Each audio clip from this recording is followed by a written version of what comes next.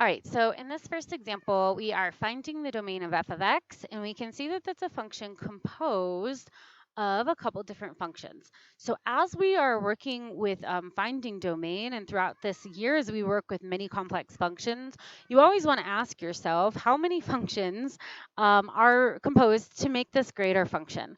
So with this first one, I went ahead and highlighted them. We have x, which is just a polynomial function. So if I consider the domain of x, we know polynomials exist on an, and polynomials are, they exist everywhere on the real number line. So it has an unrestricted domain. It's just all reals.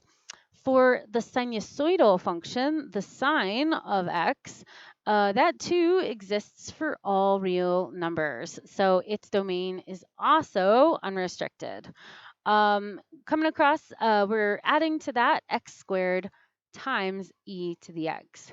So if I break that up and I think of x squared as its own polynomial function, we know just because it's a quadratic, nothing changes. X squared is a polynomial function, thus it exists on the domain of all real numbers. In other words, you could plug in any real number, square it, and you'll have an output. And then lastly, e to the x. E to the x is an exponential. And if you forget, because I know students commonly in the beginning kind of mix up e to the x and the natural log, but this is the graph of y equals e to the x.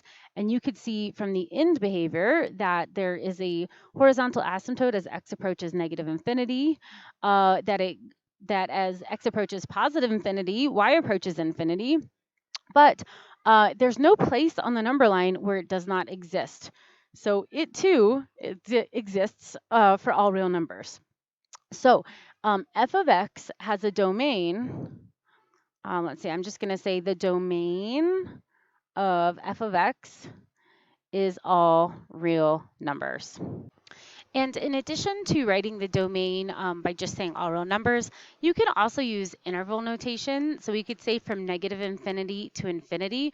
And just remember that when we are using intervals, the parentheses do not include the boundaries of the interval. So that is going to say not included. Whereas if we use brackets, that would include the number on that boundary. And since we're talking about infinity, infinity is not a number. So it's just an idea. It's numbers going on forever. So we always use parentheses when we have infinity in either one of those places.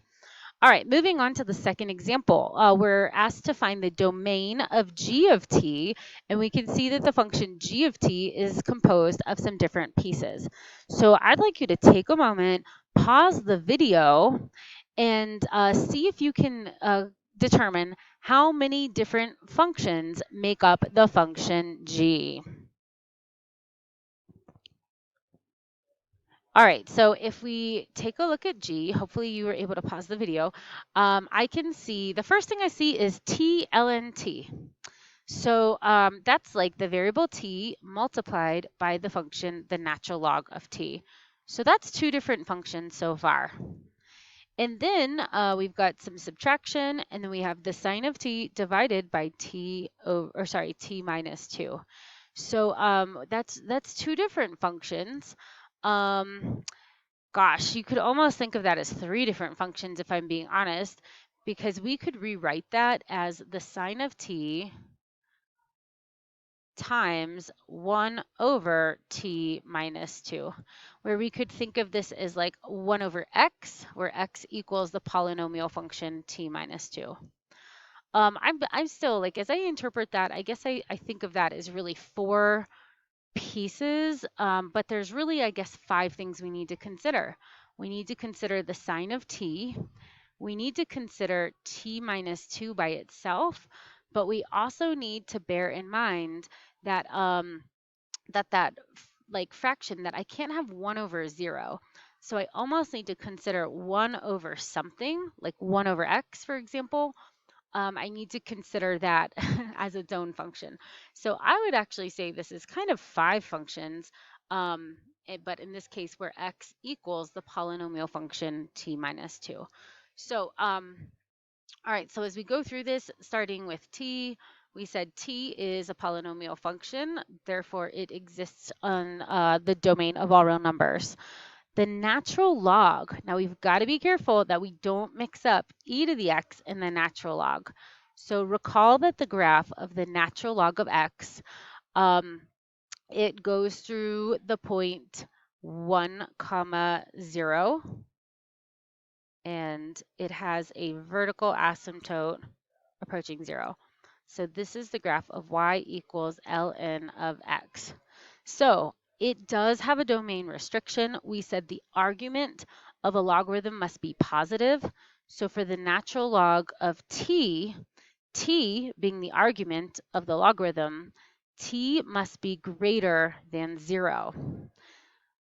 All right, so on the other side of that subtraction, if we consider that numerator, the sine of t, we said that for those sinusoidal functions, the sine of t exists on an unrestricted domain, so all real numbers. And then lastly, this last piece, and this is a little confusing at first because we got to think of it two ways. So let's just consider t minus 2 for a second. T minus 2 all by itself, that's a polynomial. So if it was just a t minus 2 that we were multiplying by, that by itself would exist on the domain of all reals. However, we know that like 1 over, and I'm going to say x here instead of t, the function 1 over x, it has a domain restriction that x cannot be 0.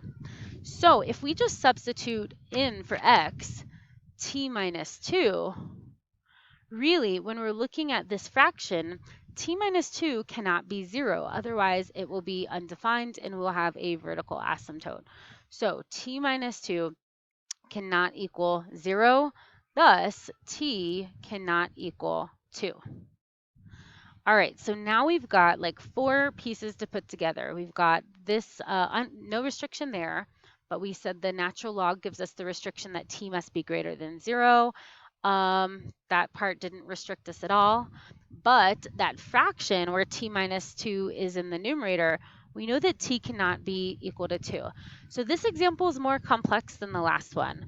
Here's what we're going to do. We're going to make a number line. So I'm going to make a number line. Doesn't need to be like evenly spaced or anything. On my number line, I'm going to put 0 and I'm going to put 2. And then I'm going to mark up the number line. So we said that, first of all, that t cannot equal 2. So I'm going to put an open circle right there to say that, hey, we cannot equal 2. All right, and we said t must be greater than 0. So since it's not greater than or equal to 0, we know that t cannot equal 0. So I'm going to put an open circle there. Now, since those are our only 2 domain restrictions, one is an inequality, t can be any value greater than 0 that's not 2. So I'm just going to shade this from 0 to 2, and then I'm going to keep shading this way. And this number line is going to kind of represent the domain. So we do need to go back and write that in interval notation, but the domain is going to be from 0 to 2, not including the 0 and not including the 2. So we want to use parentheses. We're going to use this symbol, which translates to or.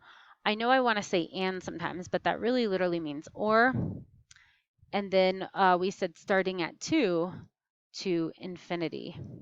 So the domain of this function g, the function can exist anywhere between 0 and 2 or anywhere between 2 and infinity.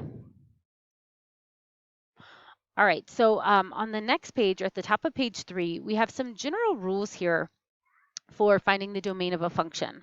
And it's really all those things we talked about on page 2 at the top. These are the things that we're going to consider the most often. So we need to make sure that for any function that we can't have zeros in the denominator. So a function cannot exist where it has a 0 in a denominator. We can't have negatives under an even root. That's a big thing to look out for. We said the argument of a logarithm must be positive.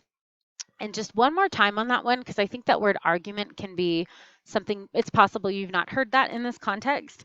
If I said the natural log of x plus 7, it's the x plus 7 that can't be that can't be negative, can't be 0. So if x plus 7 has to be greater than 0, that really means x has to be greater than negative 7. So in this case, like x could be negative 6, we would just be taking the natural log of 1, and that's it. So x can be negative 6. It's just x plus 7 must be positive.